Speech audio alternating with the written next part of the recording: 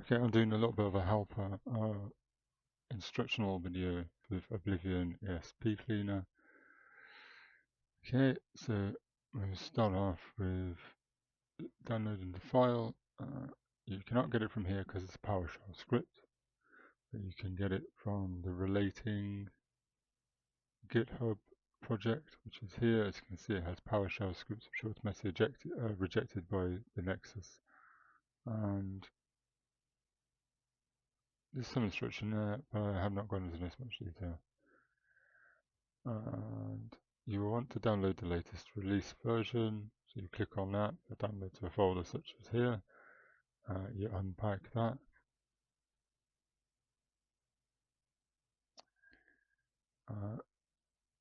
here is your unpacked files.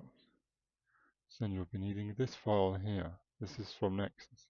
You will not be needing TesEdit from GitHub. This is TesEdit from GitHub.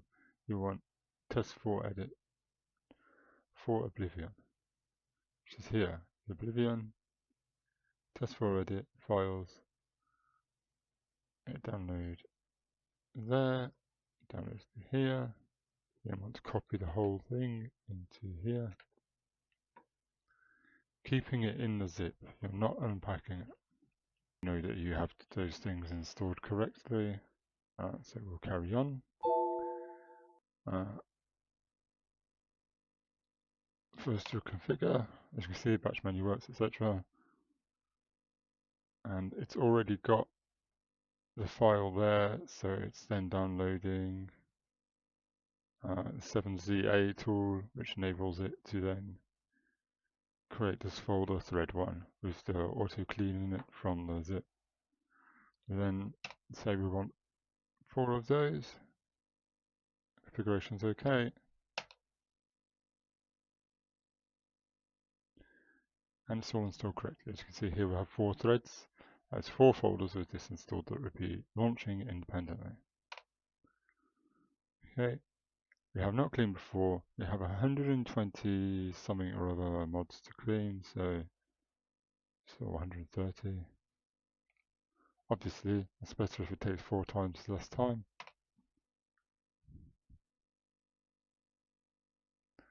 All your checks there, sets up things. And it'll be creating a blacklist as well. I see a blacklist created there. It'll add each one it does and then wait like 7 days or something. You can modify that in one of these scripts, I'm guessing. I'm not going to mess around with it whilst all this is doing this. But that will take a little while to complete.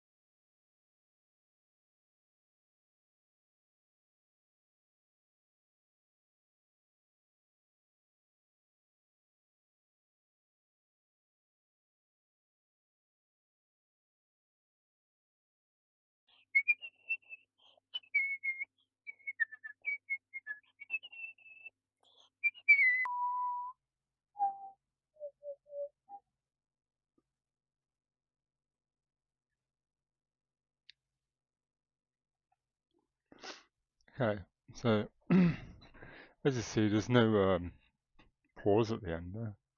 I ran into severe difficulties trying to implement a pause at enter, and after about half an hour, I was like, well, it's already done, so I will have to just take out the pause that I'm now trying to implement, and it's done. So it may be added in later. It's just really hard at the moment, and that's other projects. But as you saw, it killed 168 mods. And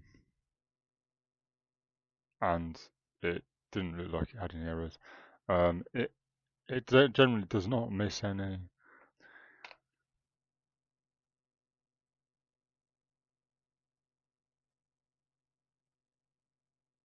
Which is what it will do.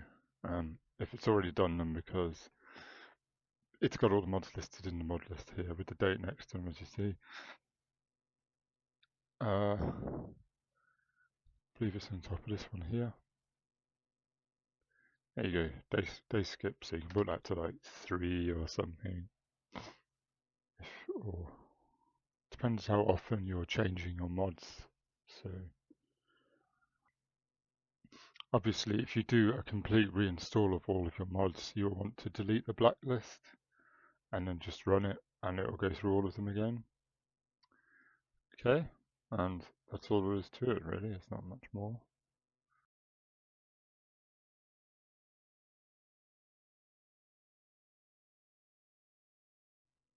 So I advise that if your PowerShell is not up to standard, as I've mentioned in the bugs report here, you have some commands to check your PowerShell versions, and either one of these has to be over version 5.1 for 5.1 or over. So here we have 5.1 here, so it'd be okay with just that. But I also have PowerShell Core.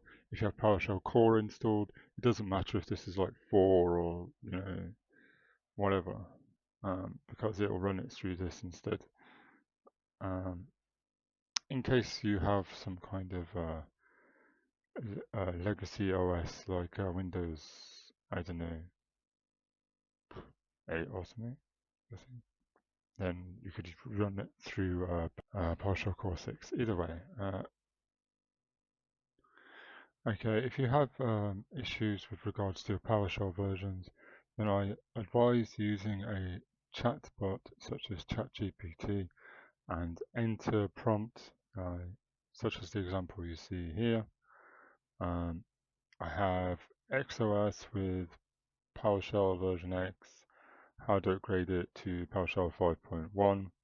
That's if it's less than 5.1. Always a good idea to upgrade that anyway if it's not 5.1. Otherwise, I've never installed PowerShell Core before. What version should I use with Windows version X? Is a good version to use. That's a legacy version, by the way. A long-term support. Should not use a higher version than that, really. Are there any prerequisites for it? So you might have to install like some other file in order to upgrade something in order to be able to then install the thing. But I think you can install like 6.25 or something of PowerShell Core without any significant requirements. That's your own little adventure. Here on MajorGeeks.com, and we have XP and Spy in relevance to the setting that we are changing. This program allows you to do it on every operating system I've tested from XP to Windows 10, so you can download and install that and run this as an administrator.